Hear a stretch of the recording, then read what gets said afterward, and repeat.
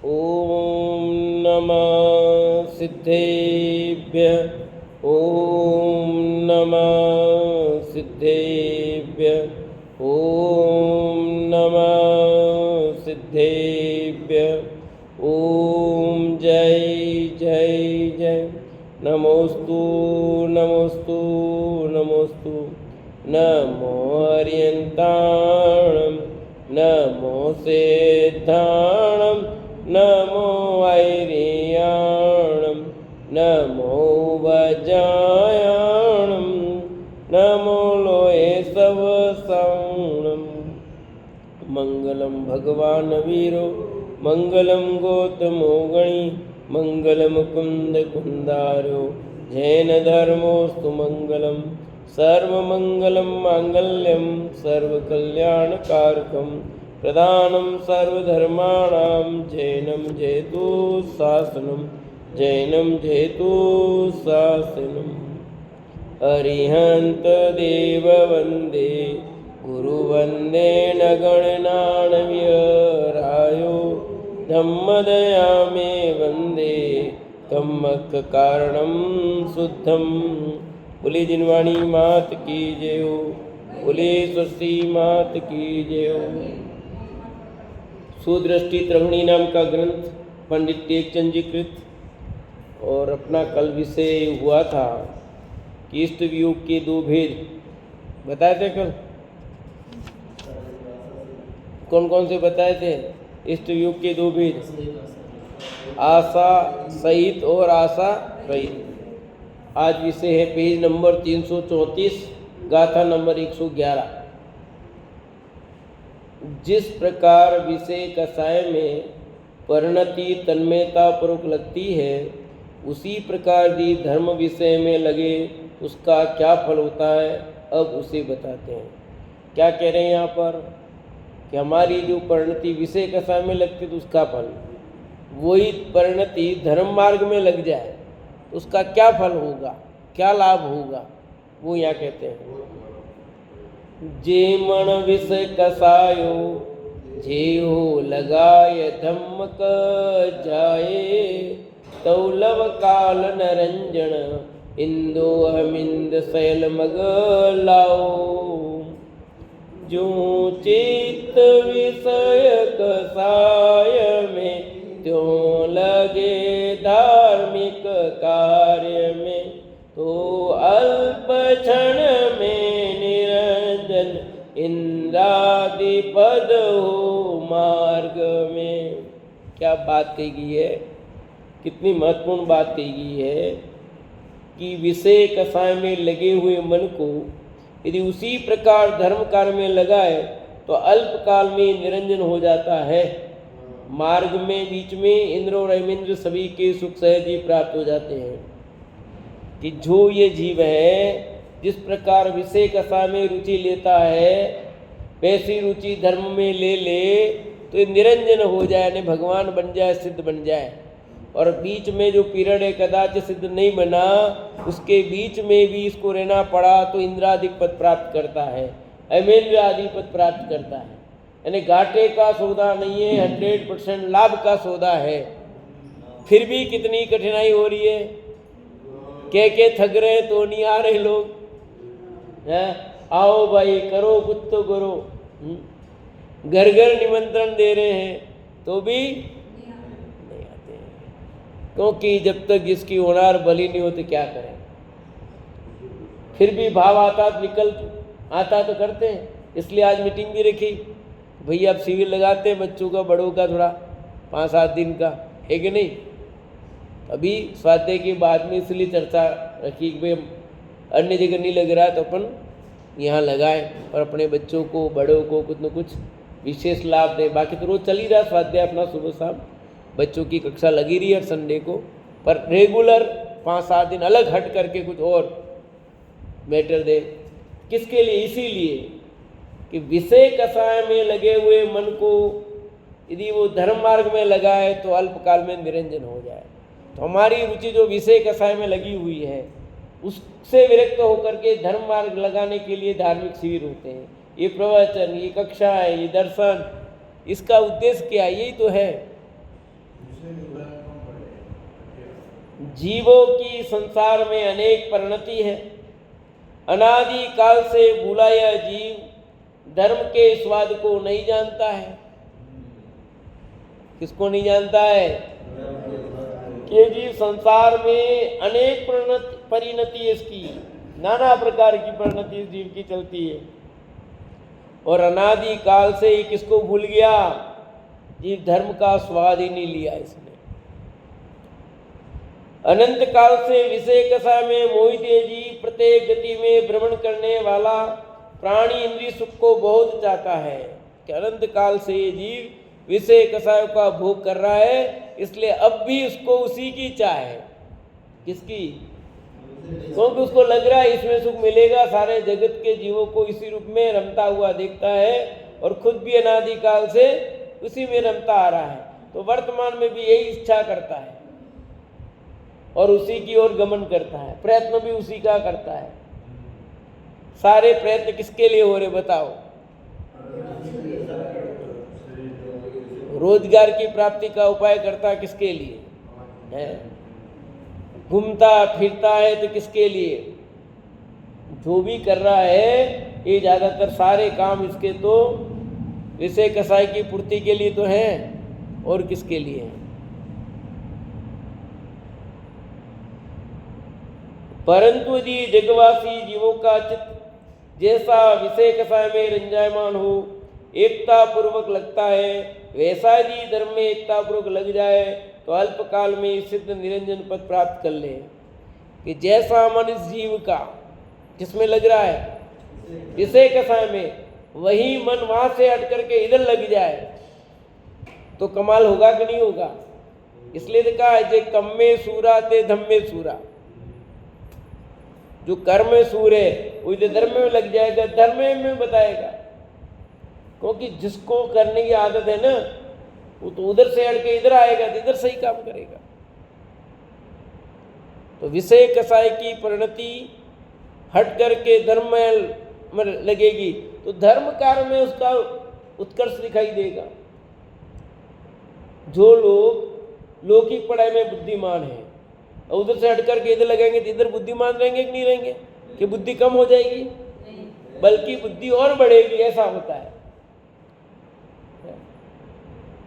जो लोग जैसे अभी सुबह आए थे ब्रह्मचारी, इंजीनियर छोड़ करके इस धर्म मार्ग में लगे तो बुद्धि कम हुई कि बढ़ी है? अरे बुद्धि बढ़ेगी घटेगी नहीं। ज्ञानावरणी कर्म का क्षोभसम और बढ़ने वाला है। विषय कषाय में तो कम हो सकता है क्योंकि वह आवरण पड़ता है। इधर एक ही तरफ रखता है, इसलिए बढ़ेगा ही बढ़ेगा। तो बढ़ जाता है। तो इस चीज है ना, आपका उपयोग रुचि इधर बढ़ेगी तो इधर उत्कर्ष दिखाएंगे, निरंजन बनेगा। वैसा ही धर्म में एकाग्रता पूर्वक लग जाए तो अल्प काल में सिद्ध निरंजन पद प्राप्त कर ले। तो कई बार आपको कहा भी है, बताते हैं कि इतना उपयोग कोई आविष्कार करता तो उसका कितना उपयोग स्थिर चाहिए। तो जो उस आविष्कार करने में उपयोग स्थिर किया उतना उपयोग इधर कर ले, लगा दे, सम्यक दर्शन नहीं हो, ऐसा हो नहीं सकता। वो निरंजन नहीं बनेगा, ऐसा हो नहीं सकता। क्या उपयोग तो वही है ना, किसमें लगा रहे हो? आपको खाना बनाना है, घर में बनाना, अन्य काम करना है तो उसमें कितना उपयोग लगाते हो? बिना उपयोग स्थिर हो और आप खाना बनाओगे तो क्या स्थिति बनेगी? आपकी जल जाओगे, पता ही नहीं लगेगा किधर जल जाओगे, क्या हो जाएगा।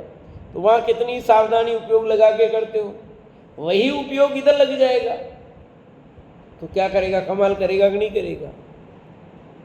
विषय कषाय में उपयोग लगा तो संसार होगा और आत्म कल्याण में उपयोग लगेगा तो मोक्ष होगा। होगा तो इधर संसार इधर सिद्ध, सत दोनों है। सिद्ध निरंजन पद प्राप्त कर ले, वहां अनंत काल तक सुखी रहता है। सिद्ध बन जाएगा, अनंत अनंत अनंत अनंत अनंत काल के लिए सुखी हो जाएगा। अमरलाल साहब क्या कहा, बोलो? कब? कि धर्म मार्ग में लगेगा तब निरंजन बन जाएगा, सिद्ध बन जाएगा, तो अनंत काल के लिए सुखी हो जाएगा। इंद्रपद, ऐमिंद्रपद, नवग्रवेक, नवनुदीस, 5 अनुत्तर, इन कल्पातीत देवों के सुख तो सहज ही मार्ग में आकर प्राप्त हो जाते हैं। क्या कि जब सिद्ध बनने की तैयारी है तो रास्ते में ये तो सहज मिल जाएंगे। जैसे गेहूं के साथ भूसा फ्री में मिल जाता है। गेहूं का उत्पादन करते हो, मेहनत गेहूं के लिए करते हो, तो भूसा मिलता है कि नहीं मिलता है? मिल जाता है। तो ये तो भूसा है सब, इंद्रपद, ऐमिंद्रपद, नवग्रह, गणुदी सब भूसा है। तो गेहूं कौन है? कि निरंजन होना, सिद्ध होना। नहीं मिले ऐसा होगा ही नहीं।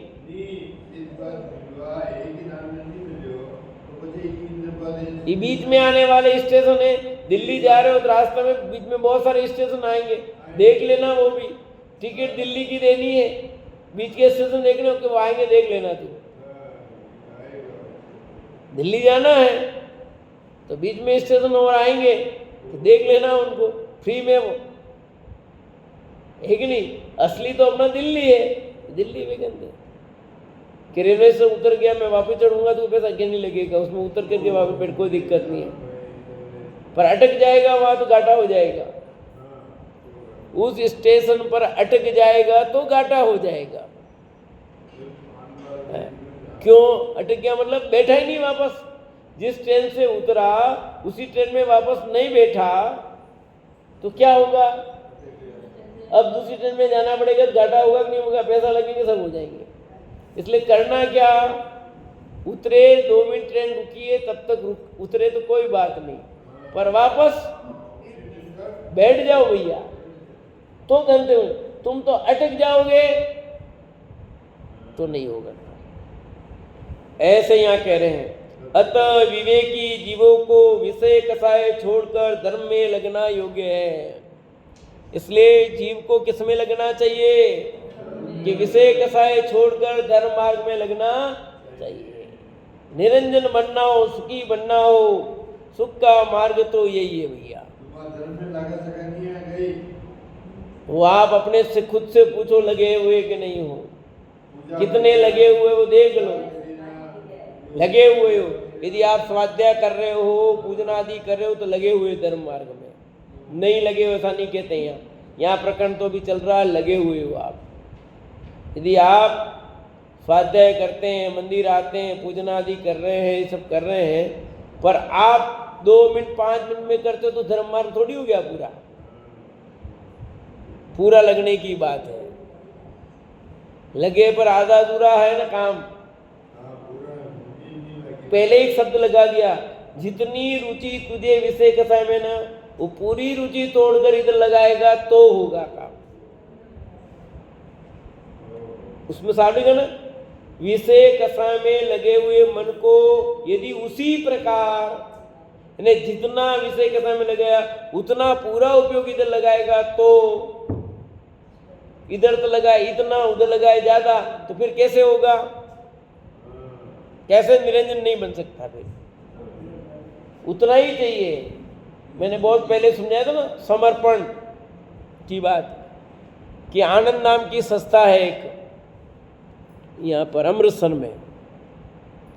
वहाँ की शर्त है कि हम आपके पूरी सेवा करेंगे, पर आपके पास जो भी है उस संस्था में डोनेट कर दो। आपके पास 10 रुपये है तो 10 रुपये दो, 1000 है तो 1000 दो, पर कुछ छुपाना नहीं है। आपके पास जो कुछ भी है वो संस्था में दे दो। उसके बाद सारी जिम्मेदारी आप उस संस्था की, आपकी बीमारी हो, दवाई, सेवा, सब कुछ, चाहे वो लाखों लगे, करोड़ों लगेंगे, जो भी लगेगा वो संस्था करेगी। कब? जो कुछ आपके पास है वो सब देना है। आप ये सोचो कि नहीं इतना रख दो ना फिर वो तो अपना काम भी हो जाए, ऐसे नहीं चलेगा। ऐसे यहाँ भी आनंद नाम की संस्था है ये, ठीक है। इसकी भी यही शर्त है। क्या शर्त है? कि जितनी बुद्धि तुम्हारी है वो पूरी की पूरी बुद्धि इधर लगा दो। तुम्हारा जो उपयोग है उस उपयोग को पूरा का पूरा इधर लगा दो, तो तुम्हें आनंद ही आनंद देंगे। तुम्हें फिर कोई कभी भी अनंत काल तक टेंशन करने की जरूरत नहीं है। पर शर्त यही है, कोई थोड़ा तो उधर न थोड़ा इधर है। क्या आप सोचो कि थोड़ा इधर दे देंगे तो बाकी बच्चा, वो बच्चा है वो कोई बात नहीं, अपने सेवा बच्चे नहीं करेंगे, पर फिर भी बच्चों को दे के जाएंगे तो क्या होगा? अभी भी राग पड़ा हुआ बच्चों को देने का, अभी भी बेटी को देने का राग पड़ा हुआ है, तो नहीं होगा काम। तुम्हारे पास जो भी है वो कंप्लीट पूरा इस संस्था को देना है। घर है, घर संस्था के नाम, दुकान है तो संस्था के नाम, नहीं है तो मत दो। 1000 रुपये 1000 दो, लाख हो तो लाख दे दो। तुम बिल्कुल निश्चिंत हो जाओ, पीछे तुम्हें कोई चिंता नहीं करनी है। फिर तुम्हारा जो आनंद मिलेगा इस संस्था में वो तुम भूल जाओगे। ऐसे ही आनंद नाम की संस्था है मोक्ष, यहां भी यही शर्त है कि तेरा जो उपयोग है ना, वो पूरा उपयोग ज्ञान सारा का सारा इधर लगा ले, इधर लगा दे, फिर तू निश्चिंत हो जा। फिर तुझे अतीन्द्रिय आनंद का जो स्वाद मिलेगा, जो सुख मिलेगा, कोई पार नहीं है। पर तू तो क्या करता है, कितना कैसे लगाए, थोड़ा सा उधर लगाता है, थोड़ा सा उसमें से थोड़ा सा इधर, तो छल कपट है कि नहीं है? कुंद कुंद आचार्य देव की 5वीं गाथा याद कर दो, छल कपट मत करना। फिर भी ये छल कपट करता है। मैं करता रहा हूँ, धर्म में लगा हूँ। एक बार आया, भगवान के दर्शन किए 5 मिनट, रासा मान लो थोड़ी देर पूजा कर ली, 15 मिनट आधा घंटा, और आधा पौन घंटा प्रवचन सुन लिया, हो गए, धर्म मार्ग में लग गए। बाकी कितना टाइम लगाया तेने? तेरे शरीर के लिए, तेने विषय कसाय के लिए, खाने पीने घूमने फिरने में कितना समय लगाया बता? पूरा समय उधर लगाया है, और फिर कह रहा है कि इधर तो इतना सा किया और फल चारा पूरा का पूरा कैसे मिलेगा? एक व्यक्ति ने बैंक में 1 लाख रुपए जमा कराए और एक व्यक्ति ने 1 करोड़ रुपए जमा कराए, दोनों बराबर ब्याज चाहे, मिलेगा कि नहीं मिलेगा? जिया जी बताओ, बराबर ब्याज मिलेगा कि नहीं मिलेगा? नहीं, बराबर मिलेगा। क्यों? मैंने भी पैसे जमा कराए ना, तो पर कराए देने मैंने बैंक में जमा कराए, ऐसा अन्याय करते हो आप। 1 लाख का ही मिलेगा, 1 करोड़ का बराबर तो नहीं मिलेगा। पर हम तो चाहे जाते हैं, हमें भी 1 करोड़ के बराबर ब्याज मिलना चाहिए। यहाँ ऐसा नहीं है, तो धर्म मार्ग में देता समय इतना सा है, और फल जो पूरा लगा हुआ है, चक्रवर्ती जैसा फल चाहता है, इंद्र जैसा फल चाहता है, वो पूरे लगे तब वो फल मिला है ना। अब तू लगा तो इतना सा है और फल चाह रहा है उतना सा। नहीं बेटी, क्या चाह रहे हो ना आप? यूं मिल सकता है क्या? हम ये कह रहे नहीं मिलेगा कभी। हम कह रहे कोई व्यक्ति 1 लाख रुपए जमा कराता है, कोई व्यक्ति 1 करोड़ कराता है, और दोनों चाहे बराबर ब्याज मिले, कभी मिलेगा? नहीं मिल सकता। 1 लाख को 1 लाख का ही ब्याज मिलेगा। हाँ, तो मैं भी यही समझा। ऐसे धर्म में आप तो देते हो 15 मिनट, आधा घंटा, 1 घंटा, और एक व्यक्ति देता 10 घंटे, तो आप 1 घंटे वाला भी और 10 घंटे दोनों बराबर फल जा रहे हैं, मिलेगा क्या? तो यहाँ तो यही चाह रहे हैं कि आप 15 मिनट, आधा घंटा, पौन घंटा, 2 टाइम, और फल चाह रहे हो पूरा का पूरा वैसा। ऐसा कैसे हो सकता है? खुद थोड़ा पॉसिबल होगा क्या? इसलिए यहाँ ये जो लाइन लिखी है ना क्लियर, विषय कसाय में लगे हुए मन को यदि उसी प्रकार धर्म कार्य में लगाए तो अल्पकाल में ही निरंजन हो जाता है। कि जितना उपयोग, जितना समय तेने विषय में कसाय में लगाया, वो पूरा का पूरा इधर लगा दे और फिर काम नहीं हो, तो ऐसा हो नहीं सकता। तो अब आपका प्रश्न फिर यहाँ उठता है एक कि पंडित जी चलो हम तो नहीं, हमने ऐसे लोगों को भी देखा है जो पूरा समय उधर लगा रहे हैं। क्या पूरा समय उधर लगा रहे हैं, फिर उनका क्यों नहीं हो रहा है ना? जैसे महाराज जी है, मान लो ब्रह्मचारी जी हैं, इन्होंने तो पूरा समय लगाया ना। अरे ये तुम बाहर से देख रहे हो, पूरे लगे कि नहीं लगे?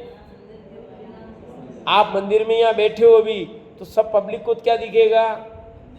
आप मंदिर में बैठे हो, स्वाध्याय सुन रहे हो, ये लगेगा, पर आपका दिमाग कहाँ जा रहा है? वो आप सब बैठे तो स्वाध्याय में, यही लग रहा है स्वाध्याय में बैठे, पर यहाँ बैठ के नींद निकाल रहे हो, वो क्या होगा? बोलो क्या होगा? हाँ, कोई बैठ करके उपयोग कहीं नींद नहीं निकाला, पर उपयोग दूसरी जगह गया, जाता ही है ना। तो फिर ऐसे ही आपने लगाया है, पर उसमें से कितना समय वास्तव में इधर लगा रहे हो आप? अब हमने धर्म मार्ग में लगे, पर उपयोग तो बनाने में लगा दिया हमने। काम अच्छा है, पर उपयोग मंदिर बनाने में लगा दिया, तो क्या हुआ? आपने उपयोग पूरा अपनी तरफ नहीं लगा। वो काम तो है, पुण्य कार्य तो है वो, पर धर्म कार्य नहीं हुआ अभी।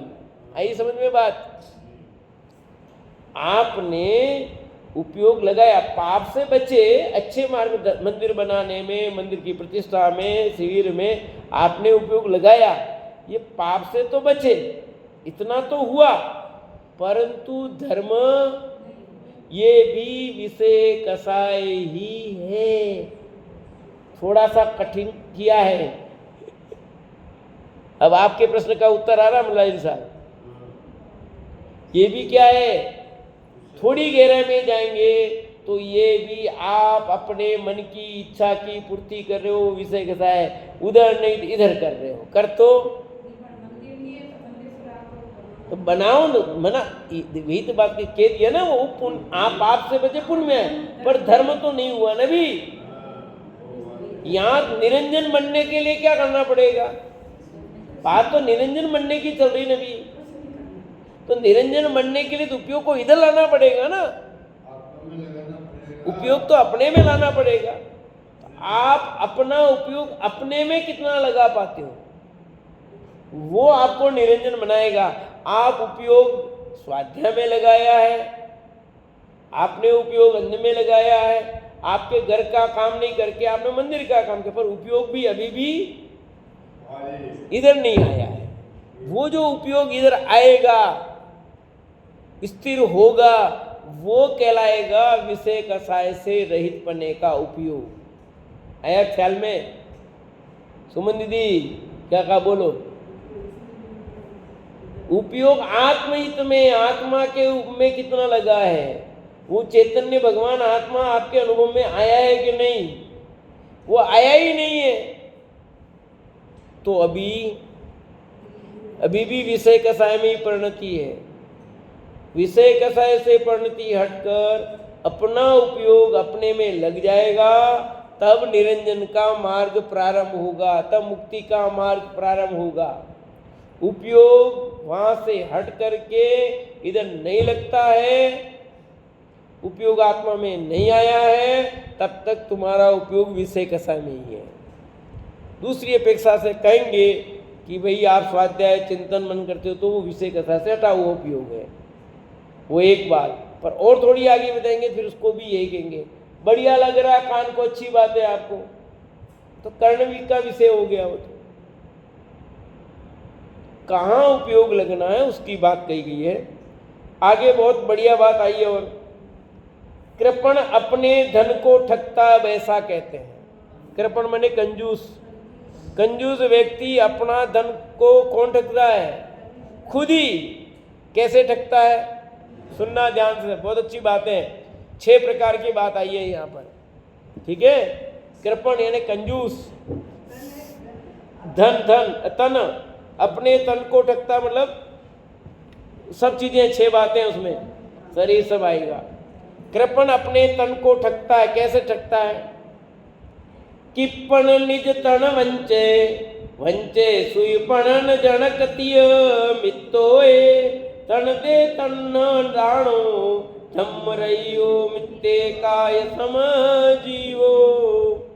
कंजूस स्वतन को ठगे, जननी जनक दिय मित्र को, तन दे परंतु नहीं दे ऋण मृतक सम बिन धर्म। बहुत बढ़िया बात आई है। कंजूस अपने शरीर, अपनी जननी, अपने पिता, स्त्री, मित्र को ठगता है। जो कंजूस होता है वो शरीर को भी ठगता है, अपनी माता को भी ठगता है, पिता को ठगता है, स्त्री को ठगता है और मित्र को ठगता है। वह तन दे देता है परंतु तृण भी दान नहीं देता है। धर्म से रहित जीव मृतक समान शरीर समान है। कंजूस व्यक्ति क्या करता है? शरीर देने को तैयार है पर दान देने को तैयार नहीं है। बहुत सुंदर बातें इसमें एक एक खोल करके दी है। क्या ताक्सा? एक एक चीज खोल के दी यहाँ पर भावार्थ में कि महाकृपण, महाकंजूस, कंजूस भी कई प्रकार के, इसमें महाकंजूस व्यक्ति, कंजूस तो है पर कंजूस की भी कैटेगरी होगी। कैसा कैसा कंजूस है? कोई थोड़ा कंजूस है, थोड़ा और कंजूस है, कोई महाकंजूस होगा वो बिल्कुल एक कोड़ी भी नहीं देगा। कहते ना चमड़ी जाए पर दमड़ी न जाए, ऐसा ही है ना डायलॉग। वो आ रहा है इसमें, चमड़ी जाए पर दमड़ी न जाए, महाकंजूस खोपड़ी की दशा। देखो इसमें बहुत अच्छी अच्छी बातें आई है। वैसे तो मैंने कई बार प्रवचनों में बात कही है पर यहाँ प्रसंग में आया अच्छी बात। महाकृपण मन के धारी कंजूस अपने तन से लेकर संपूर्ण कुटुंब पर्यंत को ठगते हैं। शरीर से लेकर पूरे परिवार को ठगते हैं। कैसे ठगते हैं देखना, बहुत अच्छी बात। अपने तन के लिए भी रस रहित अल्प भोजन लेकर पेट से भूखा रहता है। कंजूस है ना, तो खुद भी बढ़िया नहीं खाता,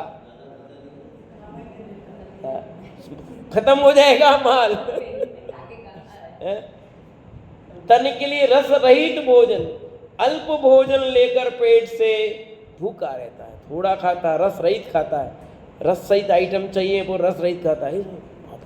ऐसा कर, ऐसा करेंगे, हाँ इतना घी लगा दिया है, जान निकल जाए, जान निकल जाए। मेरे ताऊ जी लोग कहते हैं ये ऐसी कंजूस है कि एक पाव घी में 32 मेहमानों को जिमाएगी। जो कंजूस होते हैं उनके लिए वो डायलॉग मारते हैं मेरे बड़े भाई ताऊ जी के लड़के। वो ये लुगाई दसी है, एक पाव घी में 32 जना जिमाएगा ये।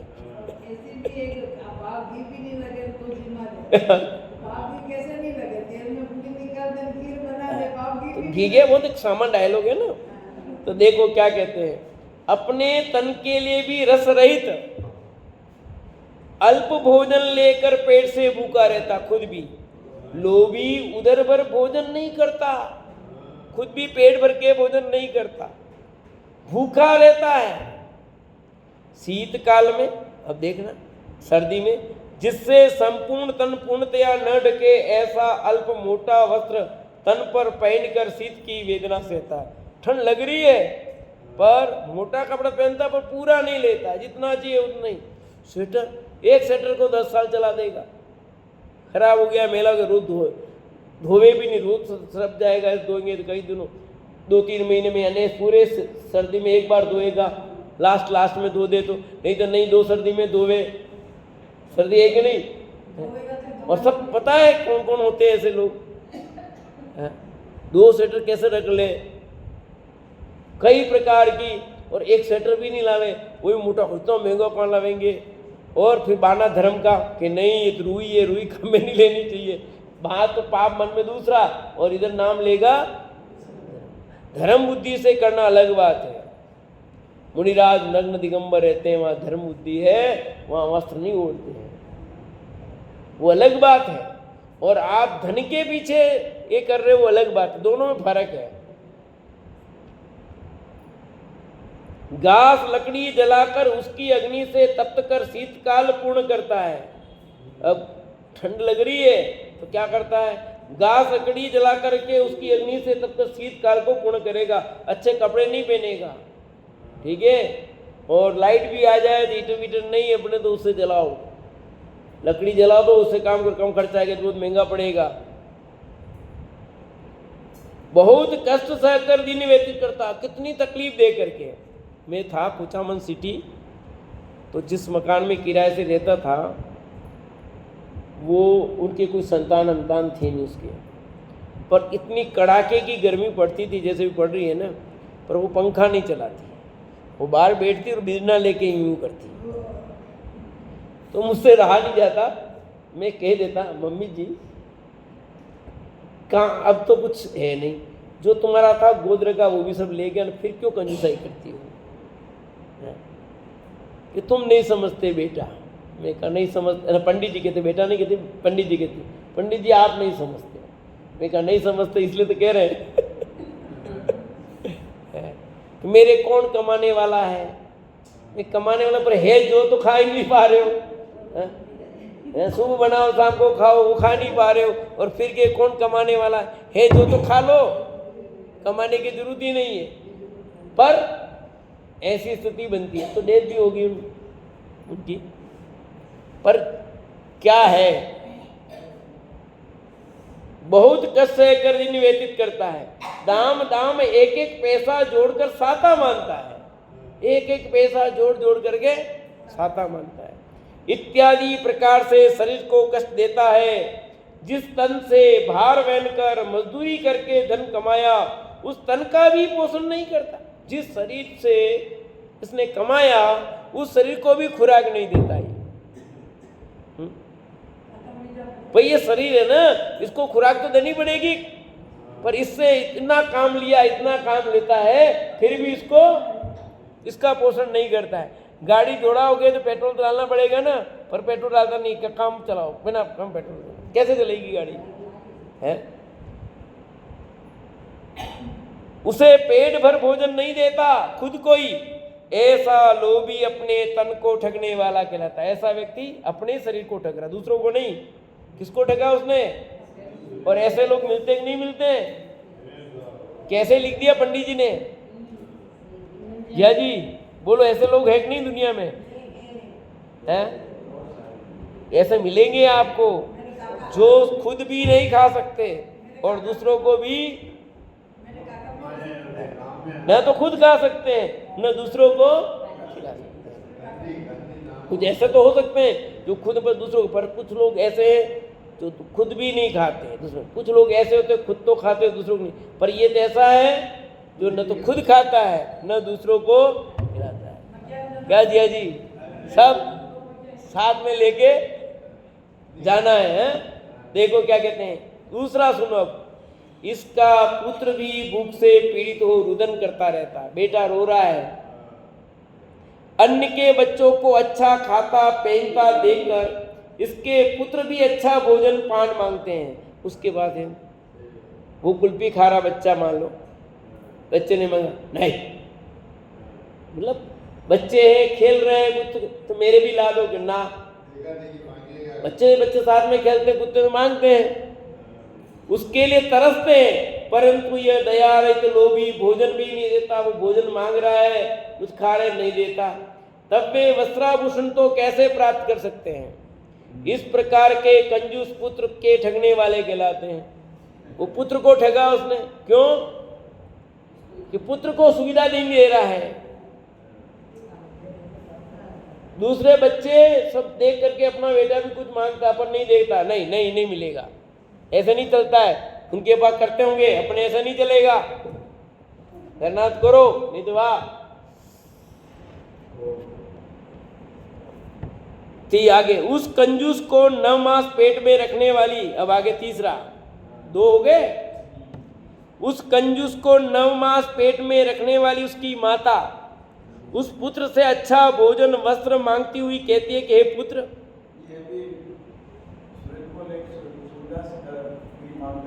हाँ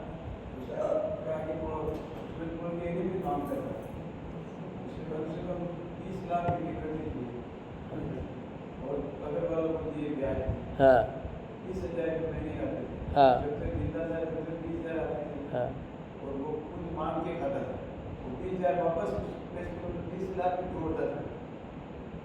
ऐसे है ना बहुत, उनका जीवन ऐसे जाता है। आगे देखो भैया, उस कंजूस को 9 मास पेट में रखने वाली उसकी माता उस पुत्र से अच्छा भोजन वस्त्र मांगती हुई कहती है कि हे पुत्र, अपने घर में अखुट धन है, तथापि तुम हमें पेट भर अन्न भी नहीं देते। हे पुत्र, यह हम किससे कहें? हम भूखे रहते हैं, शीत वेदना सहन करते हैं, अग्नि से ताप कर दिन रात काटते हैं, तथापि तुम्हें दया नहीं आती है। माता के ऐसे वचन सुनकर सुन यहाँ वहाँ हो जाता है, सुनी अनसुनी कर देता है, परंतु धन रंच मात्र भी नहीं देता है, वह माता को ठगने वाला कहलाता है। कि जिस माँ ने उसका लालन पालन किया, उसको अच्छी तरह खिलाया पिलाया, अब उसी माँ के लिए वो खर्च नहीं करता। नहीं है, इतना खर्चा करेंगे क्या? बैठे रहो है? दान देने का भाव हो तो देने नहीं दे, मेरे भी के कुछ कहीं बोलना नहीं, कुछ करना नहीं, दे दिया देख लेना। वहां कैसे दे देते हो तुम? तो ये कौन हो गए? माता को ठगने वाले। जिस माँ ने जोड़ जोड़ के तुम्हें धन इकट्ठे किया, तुम्हें अच्छा खिलाया पिलाया सब किया, उसी माता पिता का वो धन है, पर उसी माँ के साथ वो बदसुल्की करता है, तो कैसा हो गया वो? माँ को ठगने वाला। और देखो, इस कंजूस के पिता ने बड़े बड़े कष्ट कर द्वीप सागर उद्यान नगर देशों में गमन करके अनेक भूख प्यास सहकर पापारंभ करके बहुत द्रव्य उपार्जित किया। जब यह समझा कि मेरे पुत्र नहीं है, पुत्र के बिना धन घर सुशोभित नहीं होता, तब पुत्र के बिना धन संपदा व्यर्थ समझकर पुत्र के लिए अनेक कुदेव कुभेष पूजने लगा। अनेक मंत्र तंत्र यंत्र करके पाप का भार बांधा, पुनः पुनः विवाह किए, अनेक स्त्रियों के साथ परिणय किया, तब किसी कर्मयोग से पुत्र उत्पन्न हुआ। उससे पिता ने बहुत सुख माना, याचकों को मनोवांछित दान दिया, पुत्र जन्म का बड़ा उत्सव किया। क्या किया? इस सब विषय कैसा है वो पिता? उस कंजूस बेटे का पिता जिसने कितने ही कष्ट है, कभी द्वीप की सागर कहाँ गया पैसा कमाने के लिए, विदेश गया मत समझो, यात्रा गया, कर कमा मेहनत रात दिन मेहनत करके पैसा कमाया, पापारंभ किया, सांच झूठ की अपनी भाषा में कहो तो, है ना, सच झूठ बोल के ऐसा नहीं ऐसा, कितना झूठ सांच करके पैसा कमाया, कितना माल है इतना टन माल है, ऐसा झूठ बोल करके जैसे भी करके कमाया। तब ये समझा कि मेरे पुत्र है नहीं क्या काम का, अब धन तो इतना है और बेटे की बिगड़ धन कौन खाएगा, ऐसा सोच करके ये कुदेवों के पास में गया, कुगुरु के पास गया, सबके पास गया, मंत्र तंत्र यंत्र संत्र मंत्र जो भी हो सबके पास गया, और खुदा नखास्ता जैसे तैसे करके इसके संतान हो गई। ठीक है, हो गई। बाद में विविध भोजन लाकर पुत्र को दिए। अब बच्चे को फिर बढ़िया खिलाता पिलाता, बड़े योग से संतान हुई तो अनेक वस्त्राभूषण देकर लाड प्यार से रखा उस लड़के को, विविध यत्न कर बढ़ाया, तरुण किया, बड़ा किया। तदुपरांत स्वयं कितने दिनों में वृद्ध हो गया, बुढ़ापा इसका आ गया, तन की शक्ति घट गई इसकी, पुत्र बालक से तरुण हो गया और बेटा जवान हो गया। तब पुत्र का ब्याह कर उसे घर का धनी किया और उसकी शादी करा दी, सब काम सौंप दिया उसको। घर का समस्त धन धान्य पुत्र ने प्राप्त कर लिया, मालिक वो बन गया। अब पिता का तन दीन हो गया, पिता का शरीर कमजोर हो गया। क्या हुआ? अब पिता का शरीर कमजोर हो गया, वो कमा नहीं सकता,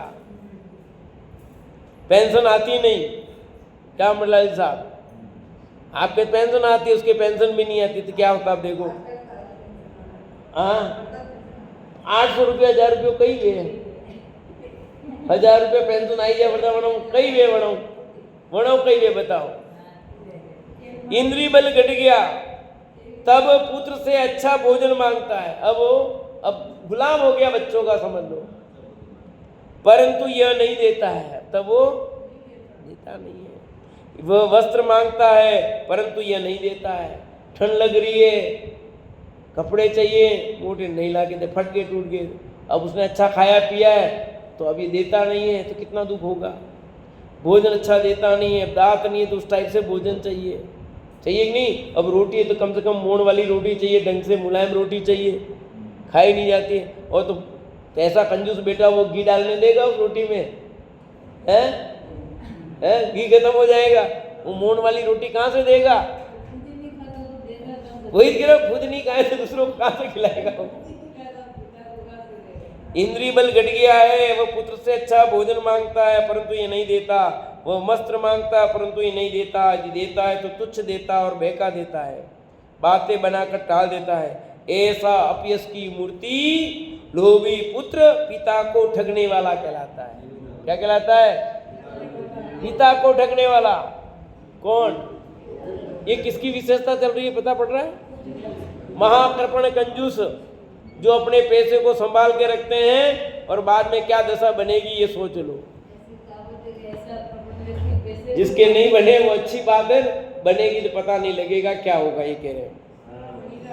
अपनी स्त्री, अब अगला कौन कौन हो गया? खुद का शरीर हो गया, बेटा हो गया, माँ हो गई, पिता हो गए, अब स्त्री आ गई। अपनी स्त्री अच्छा भोजन वस्त्र आभूषण मांगते हुए कहती कि हे पति, अन्य की घर की स्त्री देखो, अच्छा खाती है, पहनती है, तुम्हारे घर में अधिक धन होने पर भी हमारी ये हालत है। शरीर के लिए भी भोजन तो दीजिए। ये देखो, जिसके घर में पैसा नहीं हो तो ठीक है, पर इतना पैसा तुम्हारे घर में है, उससे बढ़िया तो कम पैसा तो भी कितना ठाठ से घूमती है, बढ़िया कान में देखो 5 तोले का या मंगलसूत्र पहन के घूमती है, कानों में बढ़िया पहन के घूमती है, बाजूबंद वो ये बढ़िया कपड़े, और इतना पैसा नहीं है, साड़ी वो की वही 200 रुपये 300 रुपये वाली साड़ी तुम ला करके पहना देते हो, और ये देखो कम पैसा तो भी कितने रुपये वाली साड़ी पहन के घूम रही है। और तुम देखो तो खाने का भी ढंग का नहीं तुम्हारे घर में, लाए तो हो इतना पैसा क्या काम का, क्योंकि बेचारे बना नहीं देते, ला के नहीं रखे तो क्या करें।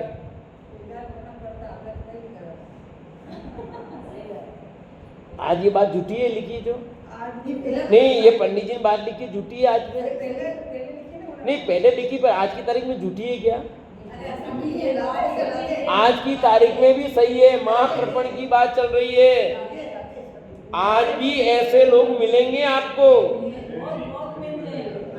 हाँ, ऐसा नहीं मिलेंगे।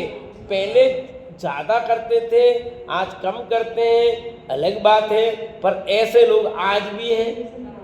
जिस दिन पंडित जी ने लिखा उस समय थे तो आज नहीं, ऐसा नहीं है। हम तो आपको मिला देते, चलो हमारे साथ है। ऐसे लोग आज भी हैं, नहीं ऐसा नहीं है, क्योंकि ये तो धरती बीज नहीं खाती है, रहेंगे। हाँ, पहले की अपेक्षा आपका कहना बराबर है, पहले लोग बहुत कंजूसाई करते थे, आज की तारीख में लोग कम करते हैं। पहले आप देखो मंदिरों की दशा बुरी थी, पहले सेठिया लोग सब पैसा मंदिर के दबा के बैठते, मंदिर में व्यवस्था नहीं करते थे। आज सब मंदिरों में अच्छी व्यवस्था है। आज की जो पीढ़ी आई है वो चाहते हैं कि मंदिर भी अच्छे होने चाहिए, साफ सुथरे। अब जयपुर में सब मंदिरों को अच्छे चमक गए, इधर भी सब मंदिर में व्यवस्था अच्छी मिलती है, सब प्रकार की सुविधाएं मिल रही है। पहले धर्मशालाओं की हालत खराब थी, आज देखो सब धर्मशाला अच्छी मिलती है। फर्क आया है, पर ये तो सब थोड़ी माँ कृपण की बात चल रही, जो कंजूस होगा वैसा करेगा। आप कंजूस होंगे थोड़ी कहाँ हैं, जो माँ कृपण होता है उसकी विशेषता, अपने पे घटित नहीं करना कोई भी भैया। एक बात और आगे बढ़ने से आप ऐसे व्यक्ति भी हैं कि कंजूस होते हुए भी कुछ खा लेते, खुद पे खर्च कर लेते, सब आएगा। माता पिता ऊपर नहीं करते। आज पर ये तो बात बताइए ना, कौन कैसा ठग है? कोई माता पे खर्च करता है पर अपने भी नहीं करता, तो उस टाइप का ठग हुआ। 6 प्रकार के बता ना, एक पे ही नहीं, सब पे अलग अलग लागू पड़ेगा। ऐसे भी हैं कोई होए अपने पे खर्च नहीं करते पर बेटे के लिए करते हैं, कुछ लोग ऐसे होंगे, कुछ लोग ऐसे होते हैं नहीं, कुछ लोग यहाँ 6 प्रकार के बताए हैं। कुछ लोग अपने पे खर्च करते हैं पर दूसरों पे नहीं। कुछ लोग होंगे जो अपने लिए नहीं पर बेटे के लिए करते हैं, कोई माँ के लिए करेगा बाकी के लिए नहीं करेगा, कोई पिता के लिए करेगा बाकी के लिए। तो जो जिस पे नहीं करता वैसा ठग है वो। ऐसा अपनी स्त्री अच्छा भोजन वस्त्र आभूषण मांगते हुए कहती कि हे पति, अन्य के घर की स्त्री देखो अच्छा खाती पहनती है, क्या तुम्हारे घर में अधिक धन होने पर भी हमारी हालत है, शरीर के लिए भोजन तो दीजिए। इस प्रकार दीन वचन स्त्री कहती है, परंतु ये लोभी स्त्री को भी नहीं देता, ये स्त्री को ठगने वाला कहलाता है। किसको ठगने वाला कहलाता है? स्त्री को ठगने वाला। जो अपने मित्रों की मंडली में जाने पर उसका धन स्वयं खाता है। जो अपने मित्रों की मंडली में जाने पर उसका धन स्वयं खाता है, परंतु अपना धन मित्रों को नहीं खिलाता। यात्रा में गए साथ में, दूसरों का खाए पर अपना नहीं निकाले तो वो क्या कहलाएगा? वो ये बात है, उस मित्र मंडली, वह मित्रों को ठगने वाला कहलाता है। ऐसा अशुभ परिणति का धारक दया भाव रहित कृपण होता है। यह कठोर हृदय का धारक कंजूस मर सकता है, अपने तन का घात कर सकता है, परंतु दान के निमित्त घास का तिनका भी नहीं देता। दान देने की बारी आए तिनका भी नहीं देता। दे तो मर पच के दे, बहुत मुश्किल से दे, जबकि दान देने में पीछे नहीं रहना। ऐसा निर्लज्ज, दुर्भागी, निंदा का पात्र, धर्म भावना रहित, कंजूस जीवित होते हुए भी मृतक समान जानना। क्या लिखा कि ऐसा निर्लज्ज, लज्जा रहित, लज्जा ही नहीं आती इसको, इस कान सुना इस कान निकल, कहते रहते चलते रहते, अपना थोड़ी चलेंगे।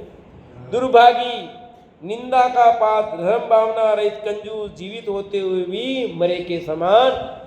तो अपने में ऐसी परिणति नहीं, अच्छी बात है, अपने यहाँ ऐसा कोई नहीं है, ये सबसे अच्छी बात है। फिर भी इसका अंश भी कहीं थोड़ा सा हो तो उसको दूर करने का प्रयत्न करना चाहिए। बाकी जगत में ऐसे कुछ लोग मिलेंगे जरूर, नहीं ऐसे नहीं, अपने में ऐसा किसी की वृत्ति नहीं है, सबसे अच्छी बात है। यहाँ जो बात बताई, ऐसा व्यक्ति कोई नहीं है अपने यहाँ, क्योंकि प्रभाव पड़ा है। फिर भी कोई हो तो उसके प्रति अपनी कसाई नहीं करनी। यहाँ क्या बात कहना चाह रहा हूँ, ऐसा व्यक्ति कोई आपको दिखाई दे, उसके प्रति अपनी कसाई मत करना। देखो शास्त्र में तो सही बात यही है, यही है, ऐसे नहीं करना भैया। उसके प्रति भी दया भाव रखना, उसकी वृत्ति वैसी तो वो करता है, आपका स्वभाव जैसा आप करते हो उसका स्वभाव भी वैसा वो करता है। ऐसा स्वभाव जानकर उसके प्रति भी दया भाव रखना, उसके प्रति कसाय भाव नहीं करना और अपने स्वभाव की पहचान करने का प्रयत्न करना।